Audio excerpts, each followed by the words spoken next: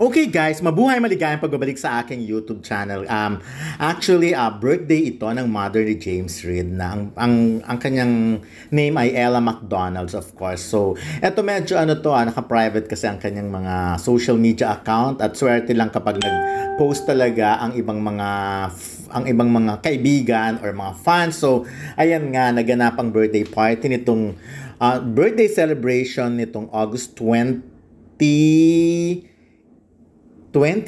tama ba? August 28 o August 26? Sandali. Mas magandang sure ako kasi mahirap na. But anyways, alam nyo, ang maganda kasi kay James Reid, every time may mga event talaga sa bahay nila, hindi talaga niya kinakalimutan. Ayun, August 26, hindi niya kinakalimutan ang kanyang pamilya. Isa't masasabi mo talaga si James Reid, kahit alam mong laking ibang bansa, iba ang kultura niya, pero talaga pagdating sa mga special occasion ng kanyang pamilya, always present siya. So hindi naman ito ang first time na nakita natin si James Reid na kasama ang kanyang pamilya, kundi maraming beses na. So even before pa na sila pa ni Nadine Lustre ang karelasyon, talagang nakikita natin sinasama ni James Reid ang kanyang si Nadine sa kanyang family. So, 'di ba, napakagandang. Ako kahit na ano pang sabihin pag ang lalaki talaga kahit na ano pang pintas ang gawin ng ibang tao, pero pag nakita mo kung gaano niya kamahal ang pamilya niya, sasaludo at sasaludo ka. Especially pagdating sa nanay, kung gaano niya binibigyan ng importansya, kung gaano niya binibigyan ng pagmamahal, kung gaano niya binibigyan ng oras,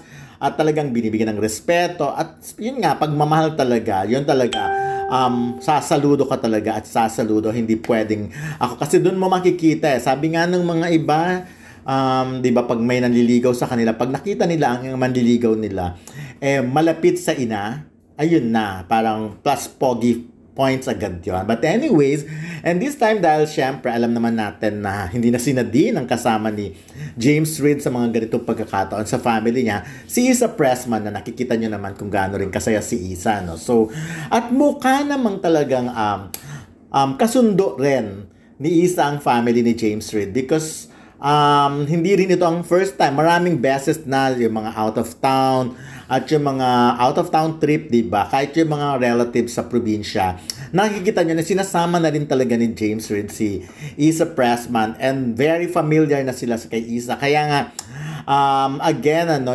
yung kahit na ako kasi, sometimes, may mga tao kasi hindi talaga agad-agad makamove on. Yung talagang galit pa rin yung nararamdaman nila, despite na alam naman natin na magkaiba na ng mundo ang dalawang tao, like si James at Nadine. For sure, diba, tanggap na rin dapat ng lahat. So, maligaya na si Nadine Lustre. Remember, meron tayong post dito at kasama niya nga ang kanyang boyfriend, si Christoph. And now, si James naman ang nag-post at kasama niya rin si Isa at ang pamilya niya. So, yun, kumbaga, it's a tie. Parehong masaya na ang dalawa. So, whatever past, kung ano man yung pinagdaanan nila. So, for me, let's forget, kalimutan na natin yun at mag-move on. Hayaan nating maging masaya ang mga tao, 'di ba? At may karapatan naman lahat na lumigaya. At I think silang dalawa happy na rin for each other. Anyways, sabi nga ni Ella McDonald, sabi niya ganyan, "It was a very happy birthday to me and my nanay to celebrate it with my whole family. Despite of your busy schedule, you both take time to be with me and your lola on our special day. I love you, my star and moon. Also with Isa, thank you for the gifts and celebrating with us." So, ayun, 'di ba?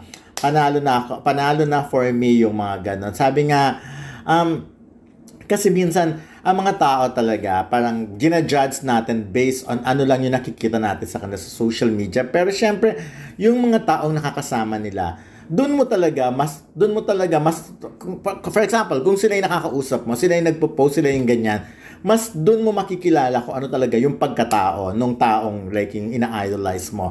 Now that, diba, ako, I love the fact na si Isa, kasundo niya rin ang family ni James Reid. And for her, yung, alam niyo yun, sumama, mag-effort, makisama, that's good, malaking bagay yun.